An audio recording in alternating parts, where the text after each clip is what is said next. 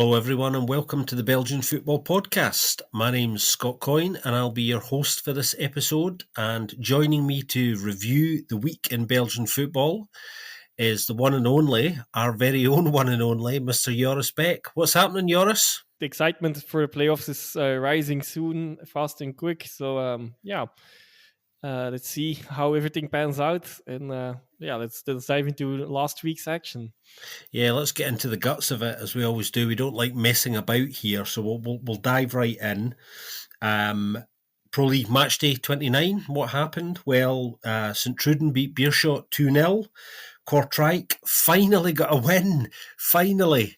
That's one of the big stories of the weekend in a way. They won 2-0 against Leuven. Charleroi lost 1-0 to Mechelen.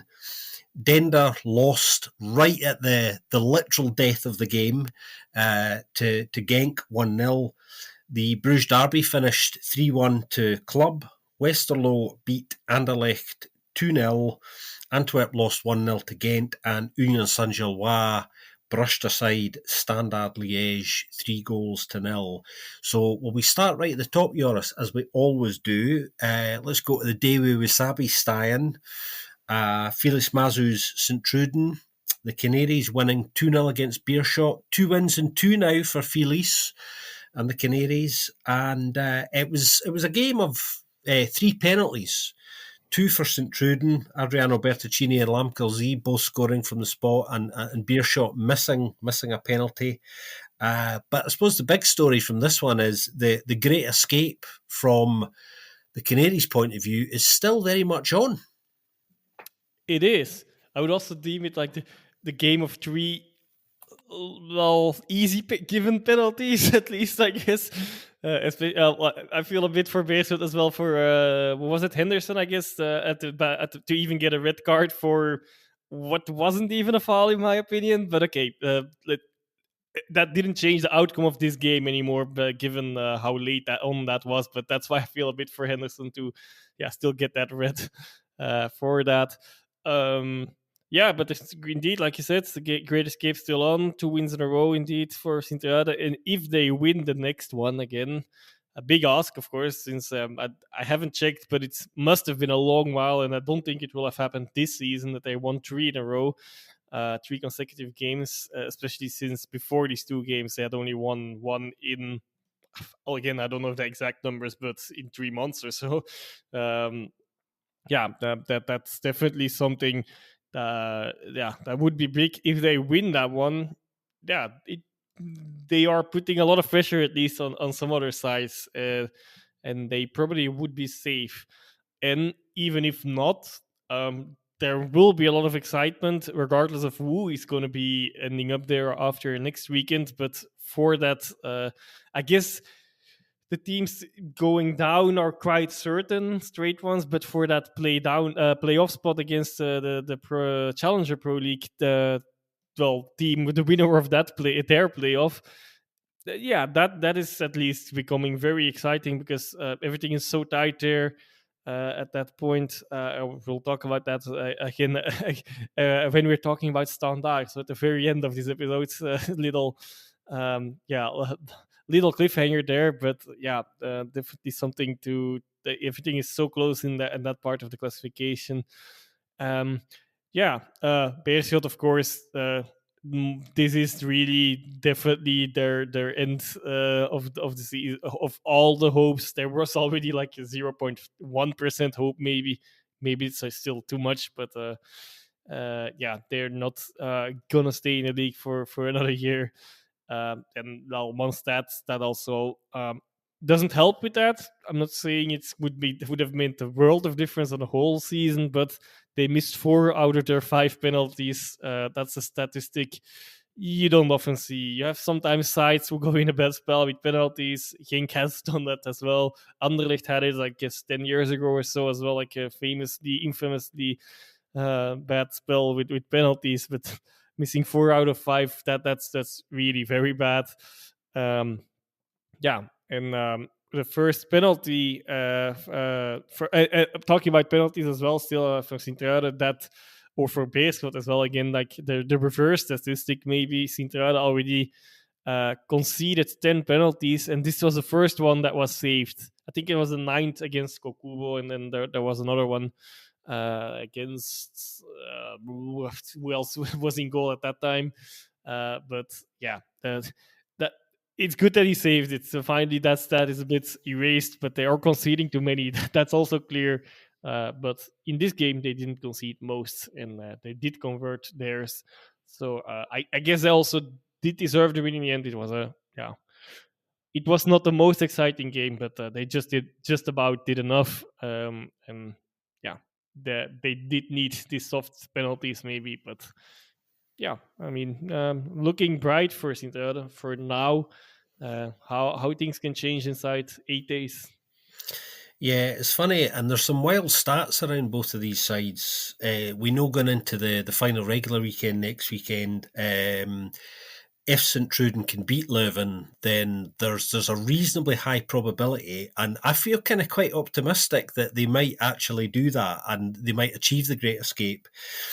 You were saying you couldn't remember the last time they'd won 3 consecutively. I've just checked. While you were talking there, and you're right, they haven't done it this season. In fact, you have to go back to last March, the end of last March and the beginning of April, so a year ago pretty much was the last time they won 3 back-to-back domestic games. So they're going to have to do that again, but I don't know, I just have a feeling that it might be on for them. Obviously they've got some good creative outlets there, so there can, when they turn up, there are some goals on this side, with Bertuccini, Lamkelzee, and Lapizan obviously is an ingredient in there that is becoming more and more important, as we've been alluding to in recent weeks. So I don't know, it's certainly something to watch out for this coming weekend. I think the St Truden Leuven game is going to be one of the games of the weekend to check out, everybody, mainly because both sides really need to go for it to get what they want out of the weekend. For kind of different reasons. So I'm kind of hoping it's going to be one of those really wild open games that we see 100 goals in, to be honest. And if it's anything less than that, I'll be wildly disappointed. So okay, I'm already noting down a dry 0-0, not many chances. Leuven only need a draw, so they take everything out of the game, suck everything out, and Sint-Truiden, can't make the difference. But so that's us. We don't have to talk about this game next week anymore. I'll already did here. It'll be very interesting to see which way that it goes, because the final weekend of the regular season often throws up some madness.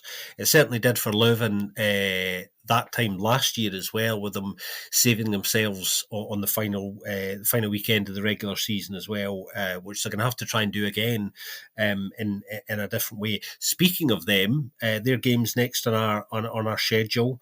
Kortrijk managing to get their first win in 15, the Gildensporen. Kortrijk winning 2-0 against a pretty poor Leuven, it has to be said. I thought, watching this game, Joris, that they didn't really respond to the pressure at all. You would have thought coming into this game that they would have been right up for it, knowing that a win obviously would have secured them safety, which would have meant they were going into the final weekend of the regular season in a much more relaxed mode, but it didn't work out that way. They didn't respond to the environment at all. Verlinden had a decent game, I suppose. One of the few standout positives for them. He hit the post. He was trying to make things happen a little bit early on. They just kind of fell out of the game and were just exceptionally poor and ultimately deserved nothing. Kortrijk pretty much controlling the game. Bernd Stork, of course, becomes the first manager since Freyr Alexanderson to win a game with Kortrijk. It's been so long. They've had another manager in between as well. So, the Kortrijk story is a wild one. Regular listeners will know that we don't need to recap on that. That's a bad enough stat in itself, 1 win in 15. But when you consider that, you've had a manager in between the last manager that got a win, it's really quite something. 2 really fine Thierry Ambrose goals. I really liked the first one. That was my favourite of the two. Lovely counter-attacking goal, beautiful move, really good finish as well. I think a lot of people probably preferred the second one just because it was an overhead kick, which I can understand. But for me, the first one was even better. Can Leuven secure their safety? Is their mindset going to be right going into this, Joris? You were highlighting there that really they just need a draw. Are they going to go in and sit for that and try and play on the counter? How do you think they might approach that? I don't think they should do that. I also don't think they want to do that. Well, what you just said is basically what also came out of both Coleman and I guess it was Blatings, or at least the post-match interviews. Like that it seems like they have tried actually last week already, like to really push. Like, okay, we still need one win. Maybe a draw actually at that time already would have been enough, but we still need points at least.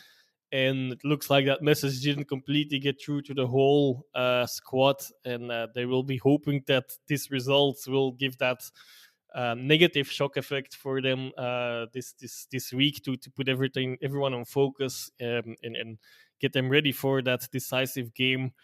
Once again, indeed, a decisive final game at home. That's the advantage they have, of course. Again, and let's see if it's going to be as dramatic as last season, where it was indeed like more in the dying the minutes even that they secured, while staying out of the play downs at that time. And of course, it was their first loss in 4 games as well, at the worst possible timing. Of course, so there maybe was a feeling of safety already before, because of grabbing a few enough points maybe in the recent weeks, but they're not completely there yet. It could still be enough, but it's not. I wouldn't bet on it, even if they would lose. But yeah. I had mentioned at the Sint-Truiden game, like, okay, there's probably two sides that are quite certain of going down. Kortrijk at least have given themselves a lease of life here. They will not have liked Sint-Truiden winning, though, of course, the day before. That complicates their case, and they really needed to win this one. Situation didn't really change in compared to last week. Except, of course, a few more other sides are a little bit closer, but the distance is still, what is it, 8 points, I believe. Yeah, that's a lot of ground to make up inside 6 games. Well, plus one now this weekend still, of course, and which is not an easy game against Gent as well either. But yeah, lease of life for them, and indeed Stork gets his first win, and maybe also good for them, I guess, because it has been an issue. They've been scoring in every game under him, at least. They haven't gotten that many extra points yet, but they have been scoring. So the attacking output is a bit more, it seems, than it. Yeah, it should have been like this all season. It's not that it's like very much that they score, but at least they do have a few more goals than before, it seems. And this time their defense also held it. Sometime, even though Leuven definitely did have their chances in this game, don't get us wrong either. But ultimately a deserved win for Kortrijk, and a few brilliant goals, as you said. Yeah, it's interesting, isn't it? You know, we know how effective Bernstork can be, particularly quickly in getting sides organised, and I think that's the case here. I think they have been better already since he's come in. I think it's a classic case of leaving, too late, too much to do too late, even for him. I thought the appointment, although not imaginative, was interesting.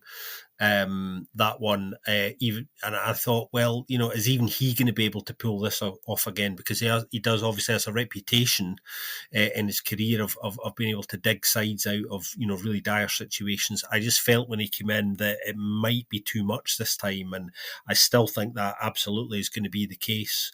But it's interesting that they're starting to play better, and they're starting to dominate games a little bit more.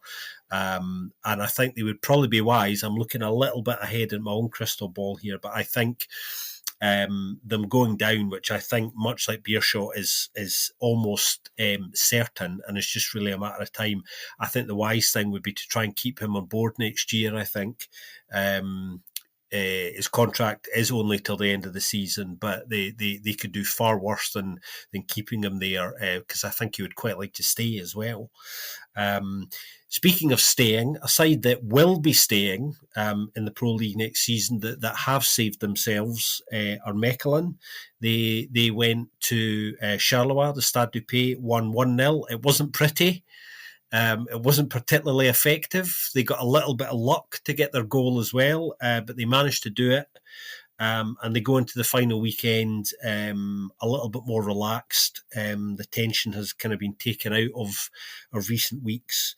Benito Raman's 12th goal of the season. Where would they be without him? That's an obvious question. I was a bit sceptical when he came to the club. I thought he will add some goals, but I didn't necessarily think for a second that he would be by far their top scorer in the end, and a player who, if you take those goals out of that side, they would be in the trouble that some of the sides in and about them would be. There's no doubt about it. So actually, he alone has made the difference for them. Interesting stat about Charleroi. I don't know if you have this one. They've only managed to keep a clean sheet in 2 of the last 15 as well, which says quite a lot about the reasoning behind ultimately their failure to squeak into playoff 1, which I don't think was a massive expectation for them, but recently, it was still something that potentially, depending on how results were going, was still there for them. But that died this weekend as well. Rick DeMille afterwards bemoaning the fact that there was no intensity, no quality, and just no will to finish the job when they had plenty to play for this weekend. I had that indeed. I had noticed that stat, but definitely one of the reasons indeed. You actually said it perfectly.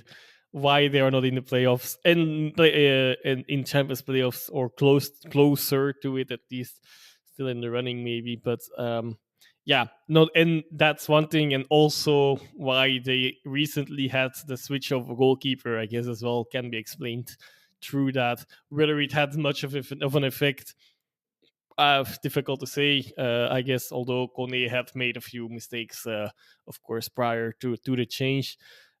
Same can probably be said about De La Vallée on this goal as well, of course. Very early goal from Raman, but it came as a consequence of a corner given away that really was given away, a shot that would have gone way wide, and De La Vallée just touched it out of into the corner kick that led to the goal. Well, okay, ultimately, not sure if it would have made that much of a difference for them for the rest of for their whole season. But not the best goalkeeping there, of course. In general, also maybe it did have an impact on the game. Like, it looked like the whole Charleroi defense was shaking a little bit after that. A few weird moments. Nothing was capitalized upon anymore, but what was it? Andreu, I guess, mainly had a few very shaky moments in the first half. Maybe that also comes out of this early mistake in the beginning of the goalkeeper, and not exuding the confidence towards his defenders. But okay, just wasn't good enough, like the Mill said. Indeed. Yeah, on Raman, I'm always skeptical about him as well. He is doing really well, even as well that he has the. Well, I guess this is taken out the players that just get subbed in once and score, but he has the player in the Pro League who has the lowest, I guess you should say, minutes per goal rate as well inside the whole, so in the whole league. So. Did not expect that, but okay. Did expect that maybe it would be a good pickup for a side like Mechelen in general, though. With all due respect, of course, not a current top side. And then that he can perform at that level, that is something we know. but that it would be this good, I did not expect. Uh, yeah, that's also for Mechelen now 8 points out of the last 5 games. So like they didn't lose 4 out of the last 5 games, which also makes it a bit ironic, maybe that Hazi then got fired right in the middle of this. Of course, that only lost game most recently and was before this game at least, and was against Beerschot. But okay, ultimately that was a game that they, with a bit of luck, they could have won as well. So like it's a bit ironic maybe that he got fired there for that, and 1 game later they're saved as well. But I'm sure there are not only the results to blame, but there were even earlier in the season more logical moments to sack him. But okay, water under the bridge. I guess it doesn't really matter. But yeah, I noticed that, and I'm like, okay, yeah, didn't know they actually won a relatively good run until that Bearsfield game last week, of course. But yeah, and now, yeah, indeed safety. So that's a big relief also for you, I'm sure. Yeah, it definitely is. I was pleased with that. Just to kind of get it done, because it was getting to that stage where, you know what I mean, your doubts become bigger than your surety that it's going to go the way that you would like it to. What's your feeling on the coaching position at Mechelen, Joris? Because obviously Frederick van der Beest is in there on a temporary basis at the moment. Tim Matthijs, the sporting director, has hinted that he's open-minded about whether that becomes more permanent, and he is likely to remain in post as the temporary T1 throughout the playoffs. So they probably won't reach a decision on this before the end of the season. Anyway, I asked just because there are quite a lot of interesting names out of work at the moment. Some of them pretty high profile, who probably wouldn't consider coming to Mechelen at this point in their career, but it's interesting because it just leaves room for conversation, doesn't it? Yeah, maybe for once it's good. Like unlike at Lommel, where it was a bit weird that they took their time in the position they were getting into and what they were aiming for before the season. Here it's logical, I guess, that indeed you take your time because you're safe. The main goal has been reached. Of course, there's still a potential European ticket for grabs, but it's not the main priority for Mechelen. Maybe, of course, they will want that, but if they don't get that one, I think they're already happy at the moment that they are staying in. So they have a little time. Yeah, I, I I don't think it would be wise to let him stay on for like after that for next season.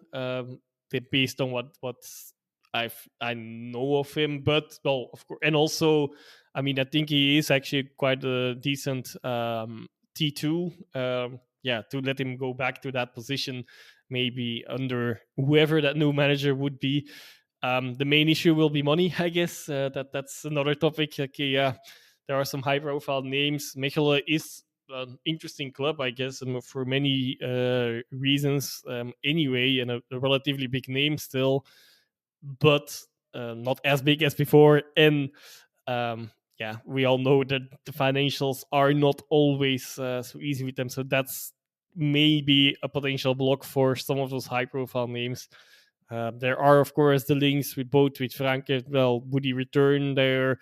Yeah, you mentioned it last week. The Rook having had talks after Franke left as well to take that spot.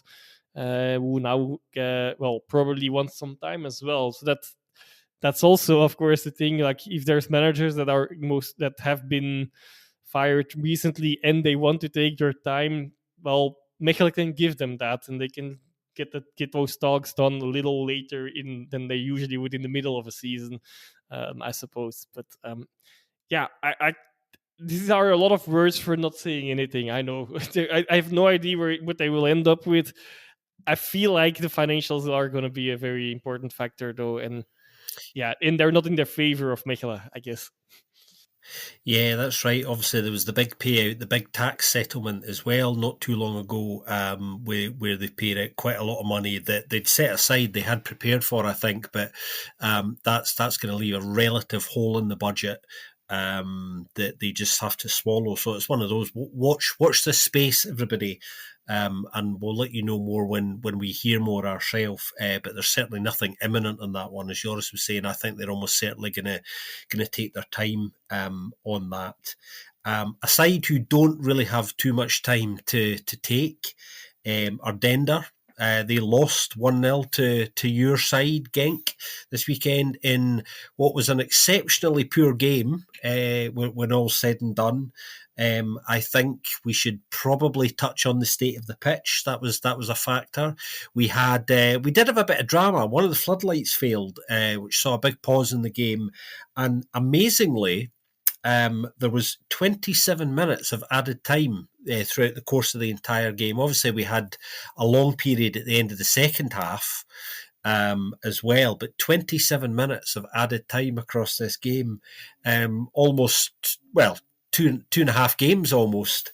Really, really incredible. Having said that, though, I mean, Genk getting their exercising their get out of free jail card, I suppose.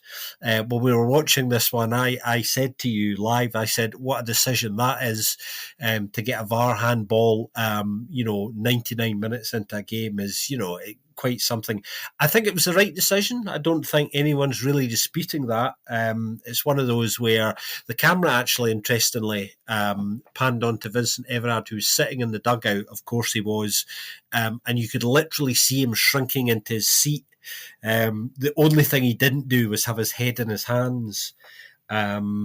I kind of felt for him. Very frustrating. He did say afterwards that things are not going well at the moment.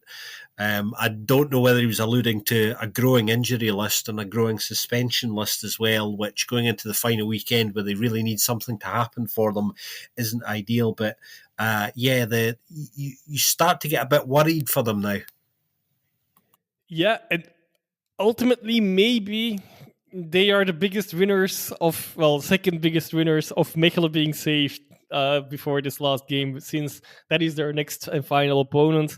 So for Mechelen, it will be less of an important game, at least on paper, than for Dender, and that might play in their favor. But okay, that is of course an external factor that they can't really influence. Okay, they got a bit hard on here, basically by themselves, though. That pitch. Yeah, I don't want to complain about pitches, but it's more like the general feeling, like, with this format change to 18 teams, yeah, it's already in some cases not really high level pitches. I know, of course, and I do get that point, and I do see the charm. Like 20 years, 30 years ago, many pitches at this stage of the season looked like that, but football has evolved. It has become a more business side of things, and in such cases, it's a bit of a disaster to have then that one specific game specifically to look forward to, or not look forward to. King clearly were not prepared for it, unfortunately, despite knowing it in advance. So that's on them, though. I mean, everyone knew this pitch was going to be terrible. It had been bad. The main thing about it for me is also, like, we actually had a quite relatively good winter, so yeah, in comparison to other seasons, so that would be, that is the state of pitch. It is what it is, but yeah, it ultimately it did harm Dender more than Genk in this game, with the one really big chance for Schadler. I think he probably would have scored that on another pitch. Just like maybe it's not the reason, but like, yeah, he just had to put it in. But like, yeah, it's difficult to judge a ball when it's like barely rolling. Okay, it wasn't. This one was actually going, but I'm trying to give him an excuse, I guess. But that was a bad miss. I definitely should have scored that, and I think then they would have won that game even. Then also the floodlights failing, the pitch. Hopefully for them, it's really not an omen then as well. So also the Scheidler miss and the Berthe miss as well. Maybe slightly less bad, so more like a reaction, and yeah, but still quite a big miss. And yet another penalty conceded. Uh, Painful for them, obviously. I do indeed feel like it was a correct decision. I'm not sure if everything in that phase ultimately went correctly, because Ruise got a yellow card, and I'm not sure if he should have. Also, I think so. It was a discussion point, but I think a lot of it also comes from the TV first. The TV cameras not really knowing which phase it was, and then focusing on the wrong one, where it was about Ruise, who actually held the ball, well, his hands against his body. So I don't think anything was wrong with that. But I think there was ultimately a relatively clear handball from Rodes. And then it ricochets until onto Ruise's elbow as well, of course. But I think the actual decision should have been against Rode, that was then blocking a ball that probably would have gone in as well. So that's ultimately also a factor, maybe. But okay, I think the decision was correct. Whether the right player got the yellow card and the suspension, I'm not sure, and I know that's actually a big mistake from the referees and the VAR if that would have happened. But well, okay, I'm not shying away of telling that. Anyway, even if it's in favor of my own side, and I mean, ugliest of wins. But indeed, getting out of jail card, not the first time this season either. So still hoping the performances will become better. But for this specific game, and because of the pitch, I mean, I don't want to use the pitch as an excuse for not winning or anything, but for not playing the best of football, yes, that's fine. So in this one specific case, it's okay. But yeah, the main thing is a drop in performance level, maybe, because the points haul is actually still really good. 23 points out of the last 9 games, no losses in that either. And that is these 9 games are the games in 2025. So all of these stat lines are still looking good. The underlying stats already a little less. I know that as well. But yeah, we will have to see. And like the performance levels are a little concerned. Few players up front also struggling with their form, because I feel also Tolo had a terrible miss. Like, he did such a terrible miss that it didn't really look like a terrible miss anymore, because he just completely got the phase wrong, and that in what would have been probably a relatively easy goal if he would have taken it with his left foot instead of basically giving a pass back to Verrips. I also feel that Genk in general, but specifically in cases like this, are not doing enough with the set pieces. They actually created a lot of them. And Sturkers has a really good left foot. Left foot for sure. I mean, Tolu, and some other people are good headers as well, but they're not creating enough out of it. They're not doing that much with set pieces across the whole season, but specifically on pitches like this would have been an alternative way, even though ironically, of course, it is a set piece that gets them the win. But I'm not talking about the penalties, excluding them out of the set pieces section. But so that's something I hope that will improve in the playoffs as well. But also defensively against Club Brugge, that has been an issue, specifically against one side. Also the twice now this season escaping three games without a win. They haven't gone the 3 games without win this season so far. Last time was completely at the beginning of the season, the first 3 games, where ultimately in the final minutes Rozovsky scored a winner against Club Brugge. And now it's really also again in the final minutes they escape 3 games without a win. On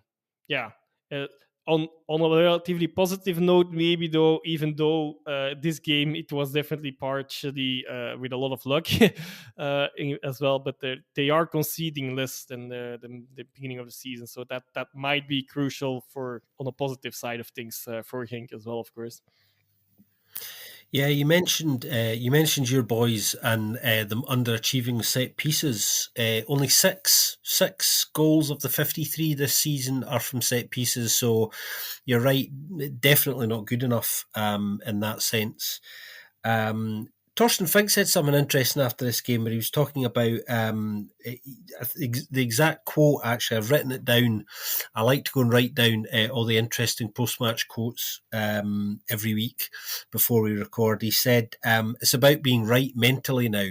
So he's already on pre-playoffs preset. And that's obviously the message to the players as well. We know that those playoff games are entirely different to the rest of the regular season, how you deal with them, and a lot of that is the mental approach. So I think he's clearly warning the players to be ready now.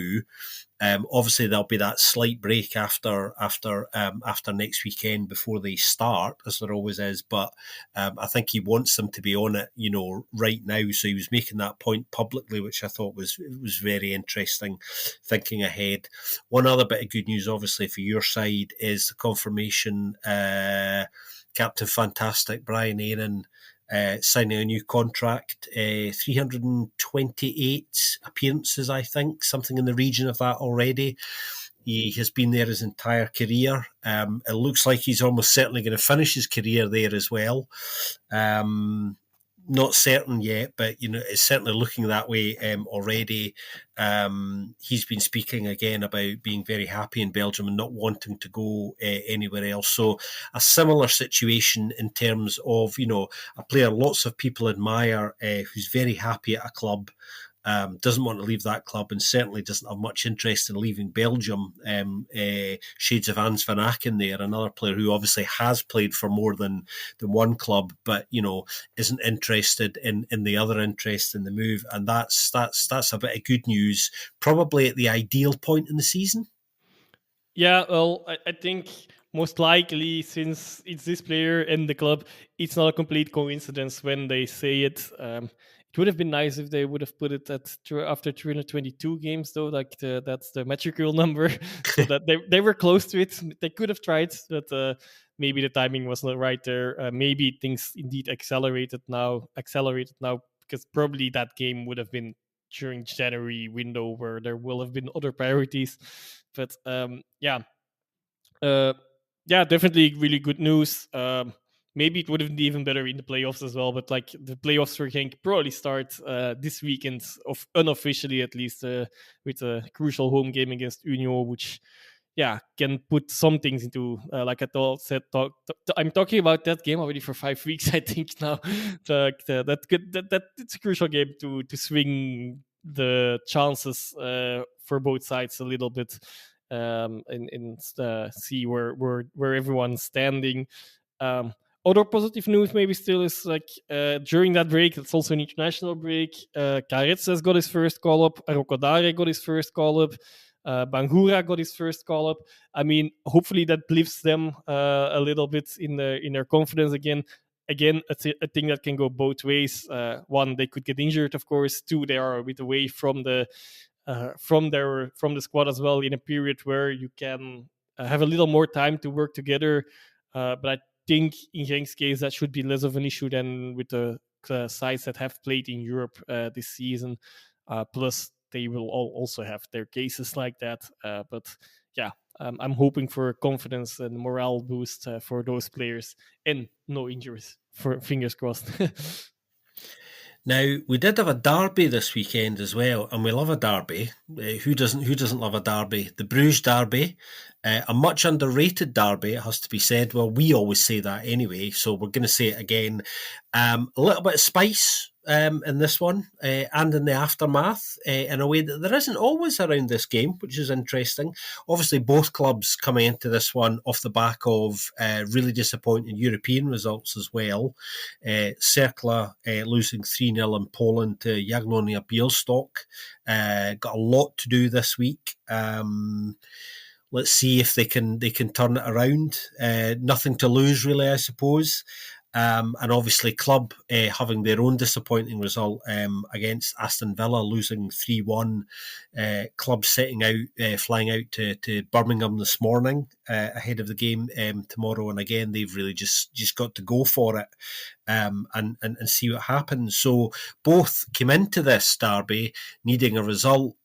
Club obviously not being in the greatest of form domestically as well, so really did need something this weekend, managing to win 3-1 in the end. Circle, on the whole, really poor, particularly in the first half. So much space, Joris. So much space between that back line and the midfield. It was unbelievable, and that's really where Club were able to kill them in I a think 10-minute. I think I texted that to you guys after 5 minutes in the game already, and yeah, Yeah. it did happen like that. Yeah, even before the first goal went in, you went, there's way too much space here. There's trouble coming. They didn't address it, and sure enough, they conceded 3 within a 10-minute spell. Not the first time they've done that recently, as you pointed out as well while we were watching the game. Hans van Aken scoring the first, Ferran Jutgla getting 2 within 4 minutes, and the game was over by half time. Circle were certainly better in the second half, managing to get 1 back. I think the frustrating thing for Circle will be that we knew they had a difficult run of fixtures coming into these final 3 or 4 weeks of the regular season. You've been highlighting that for a few weeks and saw that as a bit of a worry for them, and it's now kind of turning out to be that way. The biggest concern now is things are really out of their hands. They have a tough game. They go to Brussels at the weekends to play Anderlecht, who had a poor result themselves this weekend, so are going to be looking for a reaction there, obviously, knowing that in going to Brussels, they need to get a result, and they also need other results around them to go their way. So it's not in their hands, and that's probably going to be the most disappointing thing to them at the moment, I would have thought. Yeah, and indeed, like you said, conceding 3 in 10 minutes for the second time in 3 days' time, that must hurt, to be honest. Especially this time. Okay, the first time they were down to 10 men, and it was later on in the game as well, so you can get it a bit more. And here, yeah, here it was more indeed the game plan that didn't really that was completely in Club's favor. Cercle actually played quite well with their pressure in those first half. When I texted you guys about it already as well, but they couldn't really create any reasonable danger or out of it either. But at least they were pushing Club Brugge back. But we also know they are perfectly good at countering, so that would, yeah, and we saw that in all the goals, I think, as well. And like you said, play downs are now really looming. Yeah, that Anderlecht fixture, it, it, it's a tricky one. Okay, at least luckily for them, maybe. I know you pointed out one side, indeed, Anderlecht will will want to bounce back. On the other hand, they haven't been convincing for a long while, so that could, yeah, maybe even help Circle in a way as well. That Anderlecht really needs to do something, that they maybe can, yeah, put some counterattacks in themselves as well to get something out of that game. But yeah, like you mentioned, they do need to get something out of it, and even then, the other results need to go their way as well. Although I think if they would manage to win, I'm assuming they would be fine. There's a lot of other factors that over only one needs to go wrong to get them safe in that case. But yeah, not looking bright anyway, which is a bit sad for Fofer, of course, because he still hasn't lost that many games. But yeah, this one was a crucial one, and one. Okay, in advance, you probably would expect to lose as well. But yeah, the that was not the best performance from Cercle, even though it wasn't for a lack of fight, but the quality was not really there. Also a bit unlucky, Minna.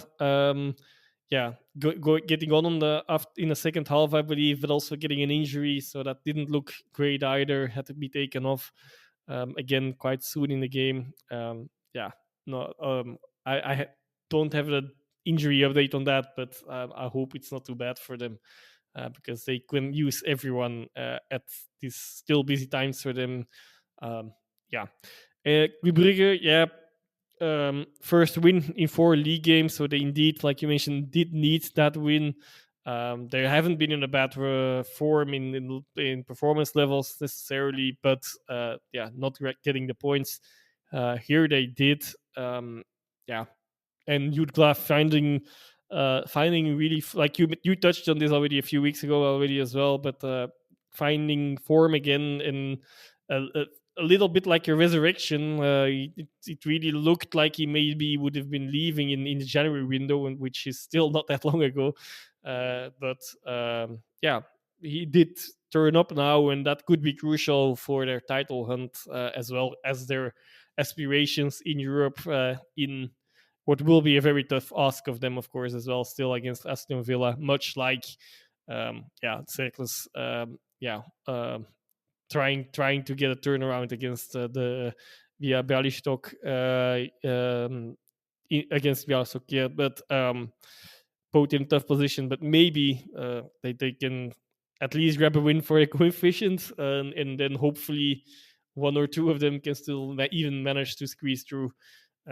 But not expecting that. Very tough ask of both. But yeah, at least there's some fight in both sides. As we could also see after the final whistle. Yes, of course. Yeah, those scenes that most people will have seen.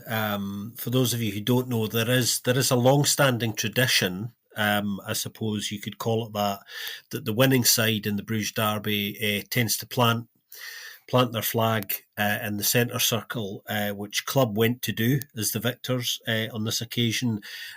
Circle's goalkeeper, Maxime Delang, who, of course, this week also signed a contract extension. Yeah, a couple of big players at different clubs getting new contracts this week, was having none of it and sprinted from his own box to well and truly kick that flag into several pieces. It did cause a bit of a scuffle.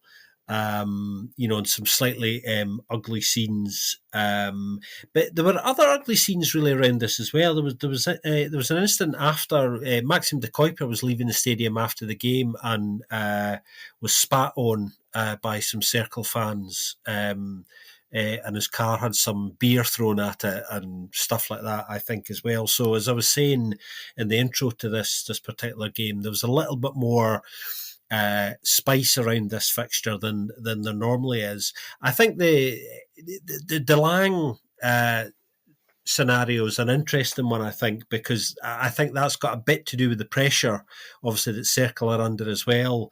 I think it's not a coincidence because normally the flag planting doesn't go down well to the losing side, but tends to pass sort of pretty much unnoticed. Whereas this weekend, that was not going to be allowed. So, yeah, it was an interesting one. That one, he's going to escape a punishment for the moment. I think he's been told we'll let you away with that once, but any of that nonsense again, and you will find yourself in front of the prosecutor's office. But it did amuse me. It did amuse me this weekend. That's for sure.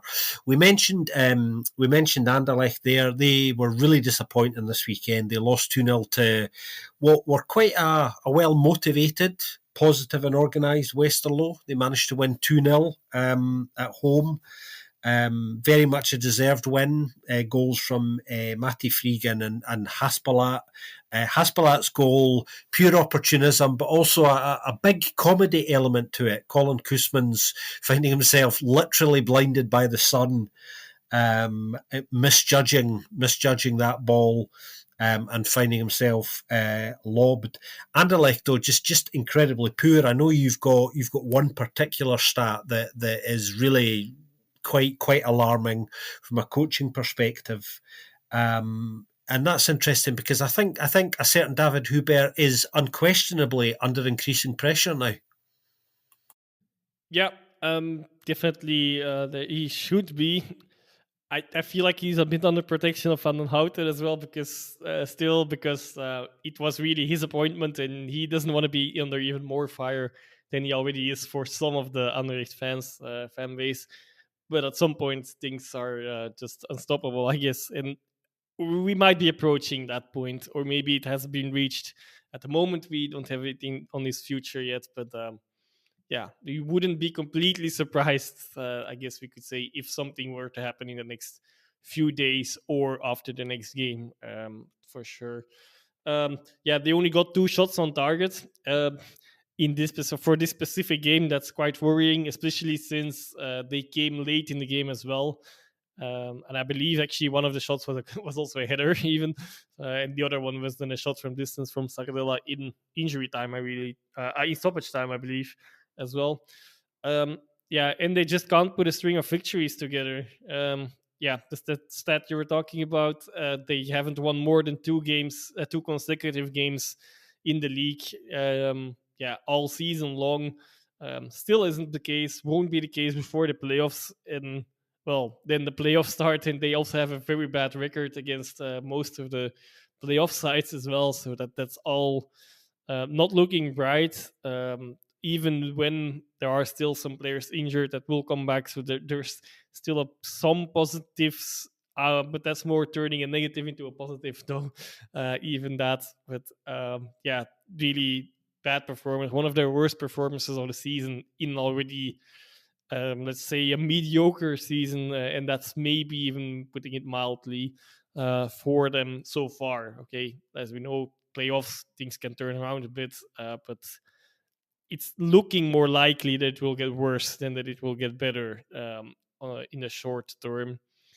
Um, Also, Westerlo, yeah, a call back to Antoine last week, and they're putting some light on a different light maybe on one of the things he said. Like Westerlo had to play against Anderlecht and against Beerschot, and he said something in the sense of like it's clear they need to get the points off. And yeah, with all the respect to Anderlecht, yeah, I think he meant that as a joke. I'm actually relatively sure he did, but well, the history now is well, looking back at it, maybe he actually had a glass ball there.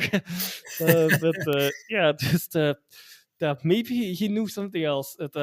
Yeah, noteworthy for them maybe as well, like a 5th clean sheet, of which 2 in a row now. So the that seems to be improving. Of course, helped a bit by Anderlecht offensively being very poor here. And scoring in the first minute, it helps to win a game as well, of course. And conversely as well, conceding in the first or second minutes, it does not help to get back into it, especially conceding then that quite comical goal. Like it's a really good hit from Nasbad, but Kozmans should save that easily. Um, yeah, and he was not wearing a hat, of course, in the sun. That's, yeah, we've seen. Who was it? Was it Buté? I think it was at Club Brugge, or was it Mignolet himself? I don't remember which side it was, but I think it was Buté a few seasons ago. I had it, and I thought everyone learned their lesson at that point, but it looks like not completely. One thing I want to debunk, I think, as well, like many people are also saying like, he chose that side as well to play in as a captain, but I don't believe that's the case. I think Westerlo actually could choose the side they were playing in the first half, so that they won the toss, and not that Anderlecht and then Kozmans chose it himself. That's something that was said in commentary, but I'm quite certain that was not the case, at least. But nonetheless, that should not have gone in, regardless of that. Yeah, there's nothing like a bit of debunking. We like to debunk everything conceivably possible here at the BFP. We're into debunking. Yeah, on David Hubert, because he's a kind of a big talking point this week. 32 games since he became permanent T1, won 16, drawn 5, lost 13. He's got an average point pickup of 1.66, and as you were saying, hasn't won more than 2 games domestically since becoming permanent T1, which kind of tells its own story. He had some interesting comments, actually, kind of post match when he was addressing the poorness of the performance, which kind of went right to the nub of this. what did he say? Because I've got it right here. Yeah, what he said was, if you want to express certain ambitions, you've got to be there every week. We need to be more demanding and humble, and not talk too much about certain things. We no longer have the margin to outclass opponents based on talent alone. So he understands the problem. He's diagnosed it correctly. The problem for poor David is it's absolutely his role to make sure that side um, are able to build some consistency and the right mental approach to be able to get results more consistently than they have, and up till now he hasn't been able to do that, obviously, which is why the pressure's rising. And there's definitely a section of the Anderlecht fan base that have already made their mind up that he's not the man to start to do that either. So in some respects, the clock is ticking on him in a way. I think your point about Vandenhout is a very important one, because there's a history here of what have turned out to be pretty bad decisions preceding Hubert's appointment as well, in relation to other appointments that come from Wouter's desk as well, which kind of don't help. So, yeah, I mean, you alluding to it might be a bit of stubbornness that keeps him there a bit longer, or not. We'll see what happens on that one, and whether there's any movement soon, obviously, with the playoffs coming up. Another big game, obviously, as well this weekend was at the Bossel. Antwerp met Ghent. Ghent getting a very late win, courtesy of a Ama Ongba goal. And Ghent have secured a playoff one spot, Joris, for the first time in 6 years, 2019. And just to put this in a bit of perspective, this is the first time, listeners, I'm sure you've already worked this out, this is the first time Ghent have achieved a playoff one spot since the BFP's been a thing. We've been around for a reasonable while now, but yeah, this is a first on the landscape since we've been a thing. So that's nice in a way, both for them and for us. Yeah, I think it's interesting, isn't it? A few things here I want to ask you about. Where do you think Daniel Milicevic is in terms of maybe getting that job permanently? And what's happening inside Antwerp? Have they just chucked it now that they've achieved playoff one? Good questions. I'll do first completely not answer one of them yet, but put it on my own side again. Like the stars are standing are getting in line as well, because also the first time since King's last title that Gent made the playoffs. So that could be a good omen as well. But well, okay, that is just a coincidence, obviously.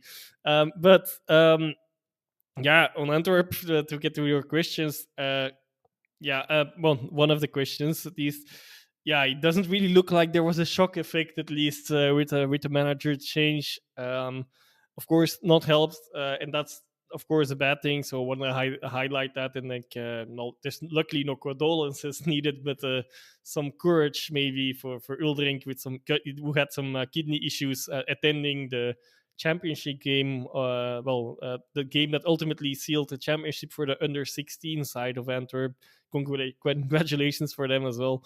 But yeah, when attending that, which made him miss what was supposed to be his first training session as a T1 at Antwerp as well. That doesn't help, of course. He had even less sessions in before his first game than other managers anyway have. But despite that, the performance was really bad indeed. There was maybe the same can more or less be said about Gent, but they seem to be more in control and more stable in general, even though it was not all that flashy either.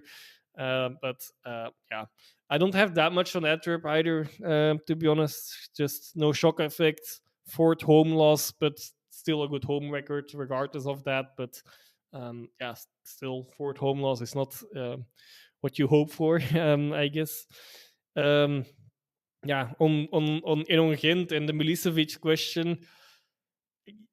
Yeah, I mean, he still hasn't lost, so he might be getting to that point where he's actually just earning it. Like they can't really look for someone else anymore. They can't expect someone else to do better. I still feel like it's mainly indeed, like I alluded to before in my sentences before, but like the defensive organization getting better, and and a bit less on how the attacking part is evolving. Although they are not doing so bad, but yeah, still too many draws for me to really give a convincing answer on this one. But yeah, he did manage to change and get at least a minor shock effect that is then gets a bit stronger because of it's a string of results, even if a lot of them have been draws. But some of them, well, I mean, in the last 3 games they played against Genk, Club Brugge, and Antwerp, and they didn't lose any of those games and even managed to win one.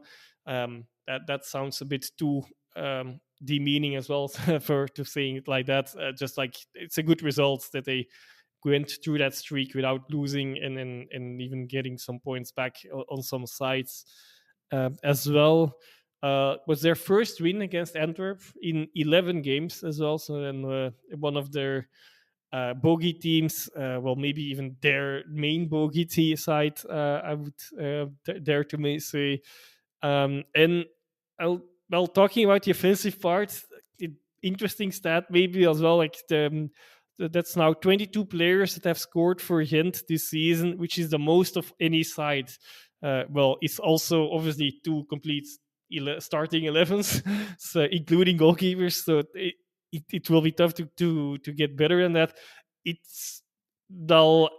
This stat can be read in 2 ways, I guess, as well. Again, like it shows that they don't really have one main striker that scores all the goals, even though Van Zijl is doing a relatively good job of that.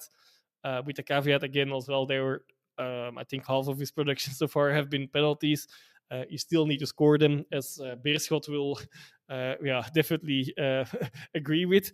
But yeah, definitely something to ponder out. On the other hand, like it looks like they can score. Many players of them can score, but yeah, they are doing well. Good on Middlesbrough to secure that playoff spot for sure.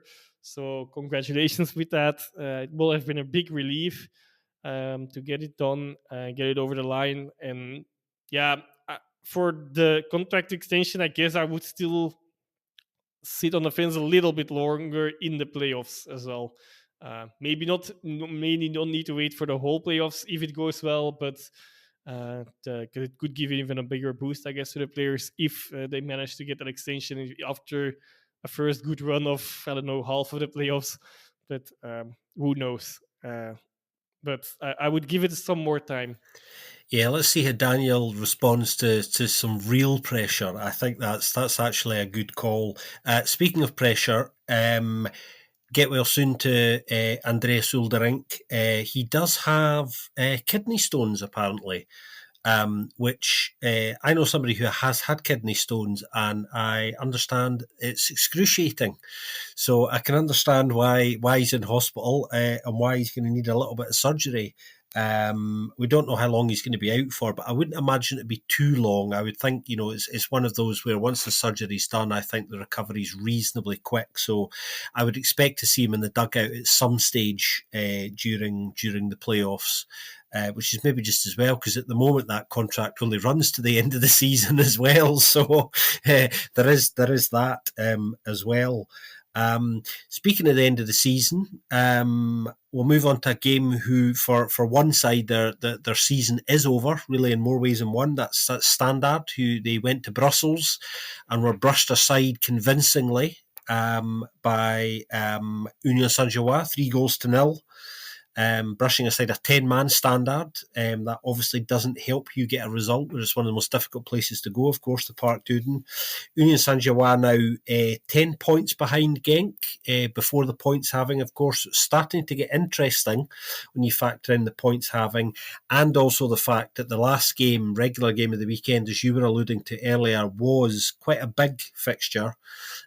Union play Genk this weekend, and obviously if Union can get a win there, it makes the beginning of the playoffs look, particularly interesting. Not that they aren't already, because they are, but it just, it will get much more attention, I suspect, if that happens. Only one defeat in the last 9 domestically for Union now. So, as we've been saying for weeks, they are on a good run of form, and they're finding that form at the ideal time in the season. It was interesting to hear Union's CEO, Philippe Bourmans, talking about a number of issues this week, mainly the league restructure, but he was also talking about the playoffs and the fact the club are on the cusp, obviously, of becoming a G5 club. They need another good performance next year, and which they probably will. Nobody's going to doubt. It'd be very surprising if they were to let us all down now. But he was also alluding in amongst a number of things to that as well, and potential legal action that may come as a result of that. But yeah, Union getting the job done. Standard season is kind of done now as well, I suppose. They can't be unhappy, really, I suppose, when you assess it. One bit of news out of there, just in the last few hours, actually, that is reasonably significant, and that is the departure of their sporting director, Joris Fergal Harkin. They're going to lose him at the end of the season. He will not be renewing his contract. He is on his way to become the sporting director at Bolton Wanderers in League One in England, which is the third division in English football, I suppose, if you don't follow English football. He's going to enjoy having a little bit of money to spend for once, because in comparison to the way he's been working at Sclessin, I said he was working with his hands tied. Antoine said he was working with his hands chopped off, which I think is probably more accurate. That's going to be a bit of a loss to them, because I think when you consider the job he's done under the circumstances, it's been pretty respectable. Yeah. Okay. Also, let's see if it's in League One or in the Championship itself, because they are still in the playoff run, I guess, more or less. But plenty of games to play there. But they have the shout at that, at least. And it won't be one division lower. It won't be League Two either anymore. But okay, sorry, sidetracking there, of course. But yeah, definitely must be a loss for Standard. He has done a good job, all in all. Which what he got, which what he got, which is indeed not that much at Standard. Yeah, so the interesting what will happen there now. They will appoint for that, and how they will fare with it as well. But talking about Standard, we'll get to Union as well, of course. But actually, I guess despite the scoreline, despite conceding, well, for their standards, not quite a few goals this for the season, but one of their better games of the season, especially in the first half, they really gave it to Union. But yeah, okay, they didn't capitalize either. And one thing that could have been a reason for that is, of course, Zekiri wasn't there with a slight injury, I believe. So yeah, to put it a bit in a too simplified way, but like no Zekiri, no goals. It seems, yeah, that's even though both Lazar and Ekertayenza got a few chances against their former side, of course. But yeah, and interestingly, as like I said in the beginning of the episode, yeah, Standard are at the moment, they are still in 7th position, but they're actually as close to play downs as to the Champions playoffs. So that's how tight everything is around that part of the classification. So what that actually means, we might have a really for once have a really interesting Europe playoffs as well, because everything is so tight. So like even a side that now narrowly would escape the play downs is not out of sight for European football, surprisingly. So yeah, just yeah, a heads up on that, because I think it is a bit of a disregarded child, neglected child, a bit these playoffs generally, but maybe this year. At least in the rankings, there could be some more excitement, depending on how results go. Of course, in the first weeks, this could all be a bit of a overexcitement for, yeah, nothing in the end, but we'll see. But yeah, Union indeed. Only one loss in the last in 2025 against and set up nicely now that big clash against Genk, who haven't lost in those games, even though they got 1 point less at the moment. A very, very important game mentally as well, for sure.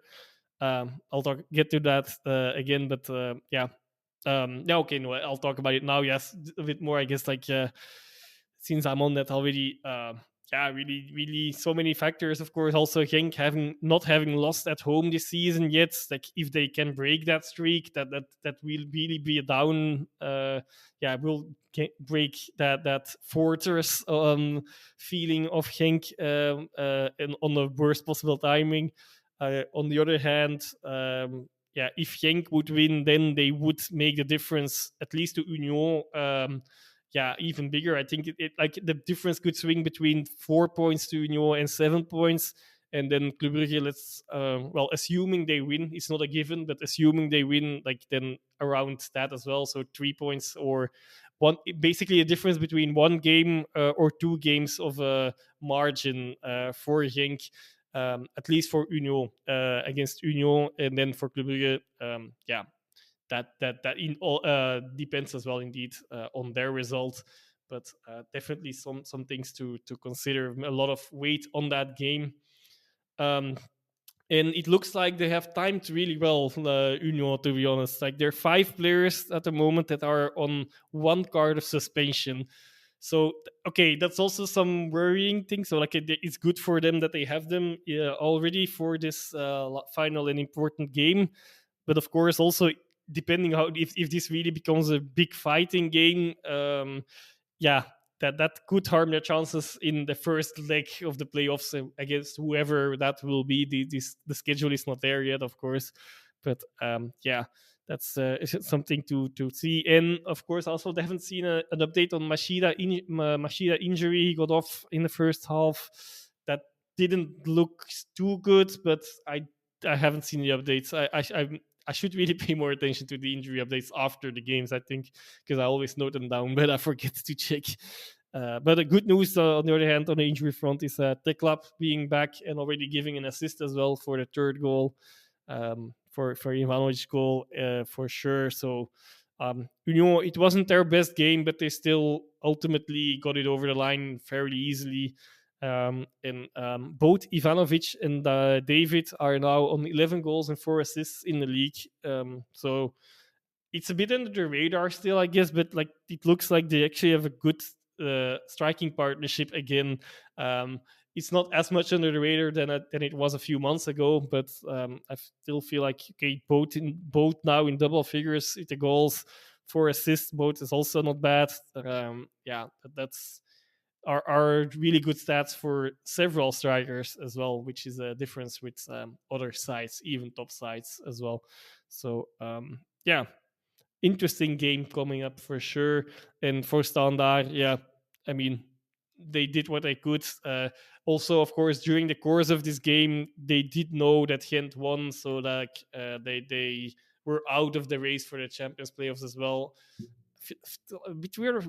Okay, ultimately, it didn't matter how the games panned out now, but I feel like these games actually maybe should have been played at the same time, completely, instead of like it was like half now. Of course, the second half, when the second half in Antwerp started, the Union game started. Ultimately, it doesn't really matter, but I still feel like that could have gone in a weird way otherwise. Yeah. Also, still on the Genk Union game, also like something that's not super terrible, but still, like I'm not a fan of it. And fan is here the right word here. They moved that game to 1 day ahead a little bit. Well, they do that. They tend to do that when things are clear in the classification. Both sides are sure where they are. When both sides were qualified for the Champions playoffs, they moved that game 1 day ahead.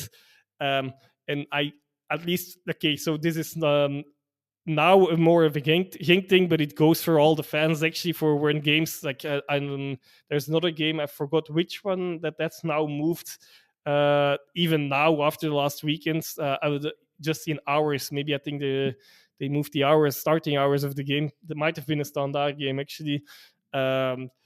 Yeah, I mean, these late changes, it's just not good, because I know for a fact that a lot of people from the Genk fans now actually, they had planned that Sunday, and like they are not able to go there. And actually, it is a very crucial game in the championship, so this actually is a factor, even though it looks like it's not that big of a deal. But okay, I'm making a bit of a bigger thing out of it, out of the personal the thing affecting my side, but than it is. But in general, it's like, I hope we lose that as well with this format changes. Then I hope that would be a positive thing to at least have a bit more clarity and a bit earlier clarity of the game's timings, and not too many changes. Of course, there are better circumstances and so on that are inevitable, but on the day itself. But apart from that, try to avoid that. Yeah, loads of good points there, including some I wasn't expecting you to make at all. Tick, tick, tick, tick, tick to all of those. Just before we drop down to the Challenger Pro League and have a chat about what's happening there this weekend, Joris, I just wanted to get your thoughts quickly on the Playoff 1 confirmation. Obviously, we know now the 6 sides are going to be Genk, Club, Union Saint-Gilloise, Anderlecht, Antwerp, and Ghent. I think the champions playoff is kind of a sort of 2-tier playoff, really, isn't it? Because I think, everyone's expecting. Obviously, we've been signposting this, lighting it up in big letters for months. Hasn't even been a recent thing that the title race is going to be between Genk, Club, and Union, who are definitely right back in this now. There was uncertainty around that for a while, but over the last, certainly over the last couple of months, they really have become part of that conversation again.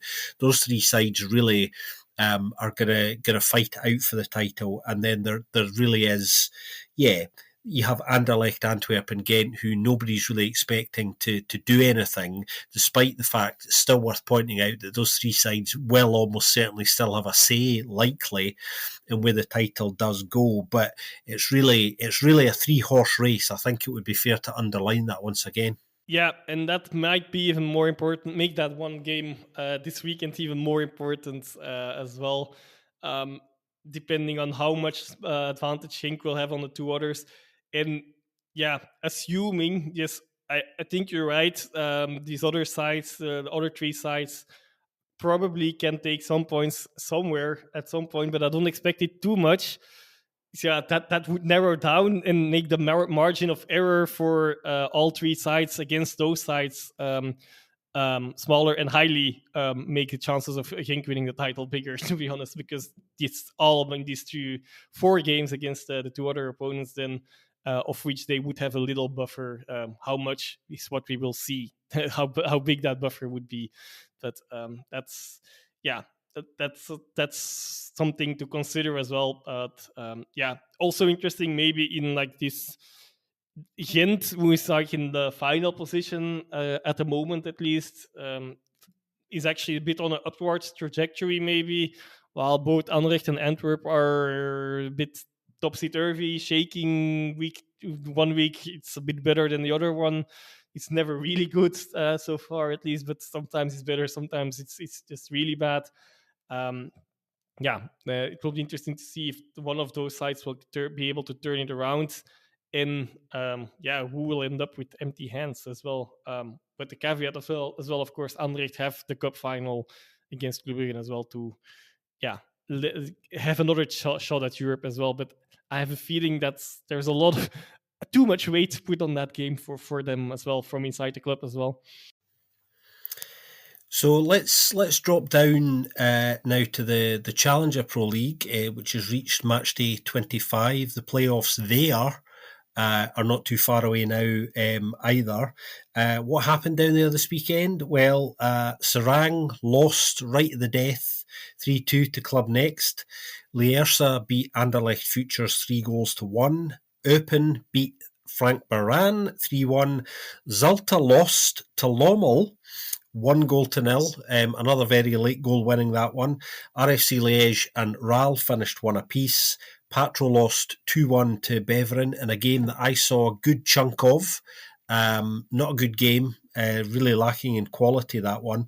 Molenbeek winning 1-0 against Lokeren. So it's getting really interesting at the top of the CPL now, Joris, because as a result of results this weekend, particularly Zulte dropping more points, Molenbeek have now leapfrogged them. Molenbeek have gone top on 50 points. Zulte are now in second on 49, and Ral have closed the gap a little bit, even though they couldn't win this weekend, are in third on 47 points. So there's only 3 points separating the top three, and it's beginning to look as we thought that it could go to the final weekend to see which two or three have a happy season.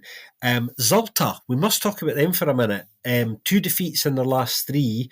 They've dropped 8 points recently since Jelle Vossen has been out injured, and it's worth pointing out that they are a different side when he's not playing, because they just don't have a real striker when he's not around and he's not performing well, and that's not good, but it's something they haven't addressed at all, and they're on the edge at the moment of, I suppose, of bottling it again. They definitely are feeling the pressure.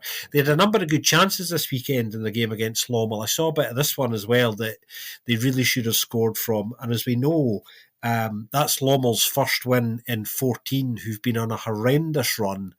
So that will be a sore one for them. Also worth pointing out, Beveren still have a outside chance of automatic promotion. It's probably worth just putting that out there. It's unlikely, but they do have enough points still to play for to make it possible if they can maintain this run. That was their 5th consecutive win this weekend. They're now undefeated, I think, in 10, 7 wins in those 10. So they're definitely one of the informed sides at the moment. If they can maintain that, they might yet have a chance, particularly when they've still to play some of the sides above them. So even if they can't achieve an automatic spot, they again are coming into a good vein of form at the right time of the season. So that's an interesting one to watch out for, because many Beveren fans for most of this season have been screaming that they thought they were nowhere near anything, but they have, to be fair, they've become part of the conversation again. Yep, they definitely did, and if it's not for automatic promotion, at least it's very much likely that they will qualify. It's actually almost all but certain, I guess, even that they will qualify for these playoffs. And anything can happen in playoffs, as we know. That also goes for those playoffs in the lower leagues. That's even a bit too disrespectful to the Challenger Pro League as well, I guess, even to mention them like that. But also a few other noteworthy things on that. Yeah, in January, Zulte Waregem sold Machado for what felt like silly money and like in a good position as well, as he was their backup striker, I guess. And that seems to maybe been the wrong decision in the end, because he was important right before he left as well, still in a few games. Let's see if that gamble is going to pay out in the end, or if it all works out fine for them or not. And the final game of the season for them, of course, is also against Molenbeek, so that's another topic. Also, and on the other hand, have the caveat as well. Louvière are now the third side of them, and they didn't capitalize enough last weekend, and they have one game more played, so they still have one of the weekends where they have the bye. They are the bye side, so they don't play because of the Danz's bankruptcy still. But so they have one game more to be played. But on the other hand, like I mentioned, the other two are still playing each other, so they might be able to squeeze in there, depending on the results. And on Molenbeek as well, on our WDM, it's weird. From what I hear, like they're actually not playing. Their levels have dropped a lot. They're less attractive to watch. They don't score that much, but I believe they won 4 games with 1-0, not in a row maybe, but since January or in 2025 already. So somehow they're picking up the points while the performances are maybe not as good as they were before even. I have to admit this is hearsay, so I haven't watched any of their games lately. Unfortunately, I haven't managed to get some time in for that, but it looks like this is the strategy for them. Maybe they are 1-0ing their way to the championship, or to promotion at least, in here. Who knows? And there we have it. Another week in Belgian football done and dusted. Thank you for joining me and for guiding everybody through it, Joris. Always. Always I can, with pleasure. And yep. It's been another eventful week. It feels like that. We always say that. We say that every week. We feel like we're going to have a quiet week, and then something happens. It's Belgium. That's what happens. If you like what we're doing here at the BFP, do consider leaving us a little review on your podcast platform of choice. It helps new people find us, which is always nice. And if you really, really like what we're doing, you can always consider buying us a coffee at our Buy Us a Coffee account. You can find the link to that on our socials as well. It helps meet some of our production costs here at the BFP. So I suppose same time next week again, Joris?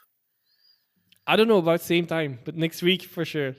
Yep, absolutely. Yep, we'll be back next week. Whatever you're up to, everybody, have a great week. Take care of yourselves, and we'll speak to you really soon on another episode of the Belgian Football Podcast.